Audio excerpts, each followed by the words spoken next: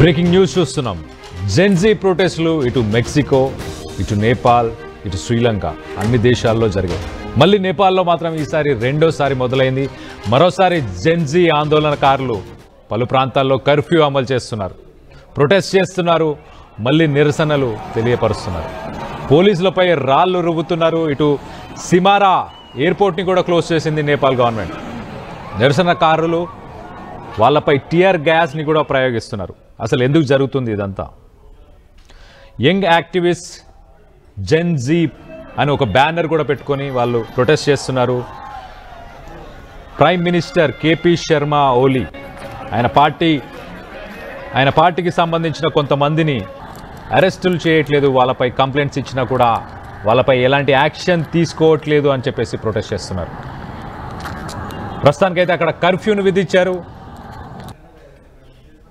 గురువారం రోజు మధ్యాహ్నం 12:45 నుంచి రాత్రి 8 గంటల దాకా ఇటు కర్ఫ్యూను విధించినట్టు తెలుస్తుంది. సెక్యూరిటీ ఫోర్సెస్ మాత్రం అక్కడికి వచ్చిన జెన్జీని చెల్లా చెదరగొట్టేందుకు ఇటు టియర్ గ్యాస్ అలాగే భారీ ఎత్తున బలగాలని యూజ్ చేసినట్టు తెలుస్తుంది. సో మొత్తం మీద జెన్జీ ప్రొటెస్ట్ వీళ్ళు మాత్రం ఫ్రస్ట్రేట్ అవుతున్నారు. గవర్నమెంట్ తీసుకునే యాక్షన్స్, గవర్నమెంట్ చేసే slow policy making, government lack of accountability, బాధ్యత తీసుకోవట్లేదు అని చెప్పేసి ఇన్స్టెంట్గా రిజల్ట్స్ కావాలి వీళ్ళకి. గవర్నమెంట్ తీసుకునే స్లో పాలసీ మేకింగ్ అనేది జెన్జీకి అస్సలు నచ్చట్లేదు. ఫ్రస్ట్రేట్ అయిపోయి ఇలాంటి ప్రొటెస్టులు చేస్తున్నారు. మిలిటరీ బలగాలను కూడా అక్కడ దించారు. గవర్నమెంట్ ప్రస్తుతానికి కర్ఫ్యూ, పోలీస్ ఫోర్సెస్ వీళ్ళందరినీ దింపి వీళ్ళందరినీ చెల్లా చెదురుగొట్టేందుకు ప్రయత్నించినట్టు తెలుస్తుంది. ఒక రకంగా గవర్నమెంట్ మీద నమ్మకం కోల్పోయారా జెన్జీ? అక్కడ గవర్నమెంట్ మీద ఇంకా అసంతృప్తి వ్యక్తపరుస్తున్నారా? మనం ఒకసారి ఆ విజువల్స్లో చూడొచ్చు, చాలా క్లియర్గా కనిపిస్తుంది. అంతా యంగ్స్టర్స్, అందరి చేతుల్లో ఫోన్స్, ప్లకార్డ్స్, ఆ స్లోగన్స్,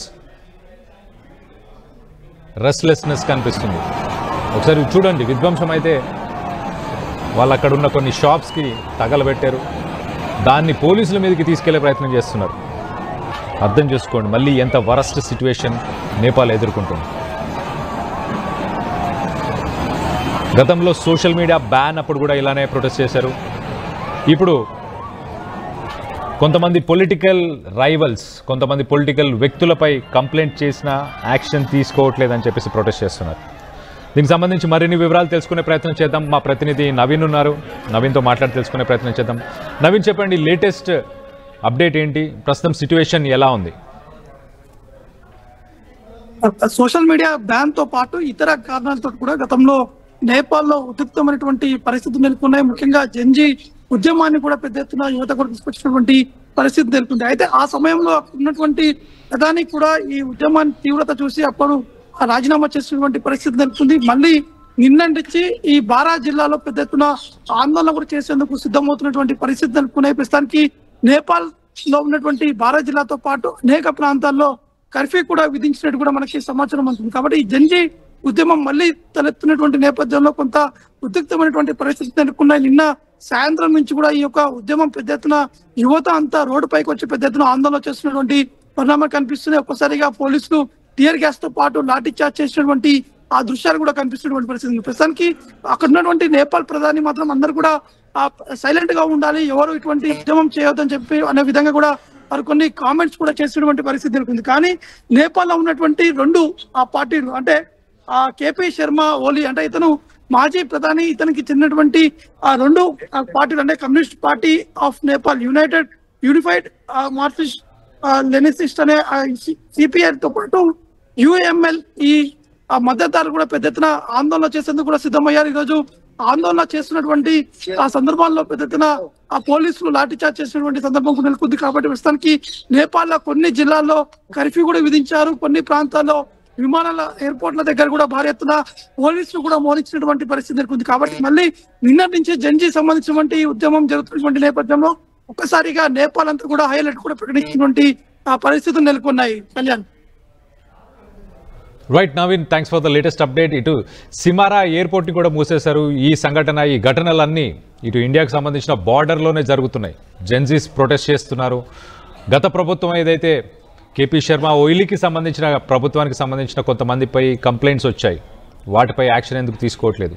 ఇప్పుడున్న పిఎం సునీల్ కిర్కే ఆయన యాక్షన్ తీసుకోవాలి అని చెప్పి డిమాండ్ చేస్తున్నారు. ఆయనతో ప్రస్తుతానికైతే కొంతమంది యువత, కొంతమంది జెన్జీకి సంబంధించిన లీడర్స్, యూత్ లీడర్స్ వీళ్ళందరూ కూడా మాట్లాడే ప్రయత్నం చేస్తున్నట్టు తెలుస్తుంది. ఒక మీటింగ్ని కూడా అరేంజ్ చేసినట్టు తెలుస్తుంది. మరి నెక్స్ట్ ఇటు సిపిఎన్ యుఎంఎల్ పార్టీకి సంబంధించి ఎలాంటి మూవ్ ఉండబోతుంది దానిపై డిపెండ్ అయి ఉంది. టెన్షన్స్ ఇంకా కంటిన్యూ అయ్యే అవకాశం ఉందా, లేకపోతే పెరిగే అవకాశం ఉందా అన్న దానిపై ప్రస్తుతానికైతే ఉత్కంఠం నెలకొంది. ఇటు ఇండియా బార్డర్లోనే ఇవన్నీ జరుగుతున్నాయి కాబట్టి ఇండియా కూడా క్లోజ్గా మానిటర్ చేస్తుంది సిచ్యువేషన్ని. అలాగే ప్రపంచ దేశాలు కూడా క్లోజ్గా మానిటర్ చేస్తున్నాయి సిచ్యువేషన్స్ని. BARA బారా అని ఇండియాకి దగ్గరలో ఒక బార్డర్ ఉంది. ఆ బార్డర్ దగ్గరే ఇలాంటి సంఘటన చోటు చేసుకుంది.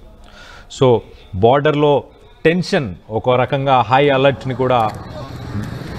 అలర్ట్ సిచ్యువేషన్ కూడా ఇప్పుడు ప్రస్తుతానికి ఉన్నట్టు తెలుస్తుంది. సో జెన్జీ మొత్తం మీద గతంలో మనకు తెలుసు సెప్టెంబర్లో ఒక్కసారిగా నేపాల్ దేశం అంతా కూడా ఒక్కసారిగా ప్రొటెస్ట్ చేశారు. దాంట్లో దాదాపు 76 మంది చనిపోయారు. మళ్ళీ ఆ అల్లర్లు, మళ్ళీ అదే ప్రొటెస్టులు ముందుకు వస్తున్నాయి. దీనిపై మీ అభిప్రాయాలను వ్యక్తపరచండి. అసలు జెన్జీ చేస్తున్న ప్రొటెస్టులలో మీకు ఏమి అనిపిస్తుంది? న్యాయం ఉందనిపిస్తుందా? గవర్నమెంట్స్ తొందరగా రియాక్ట్ అయ్యి పాలసీ మేకింగ్ చేయాలా? వీళ్ళ ఫ్రస్ట్రేషన్స్కి అర్థం ఉందా? దీనికి సంబంధించి ఒకసారి విజువల్స్ కూడా చూసే ప్రయత్నం చేద్దాం.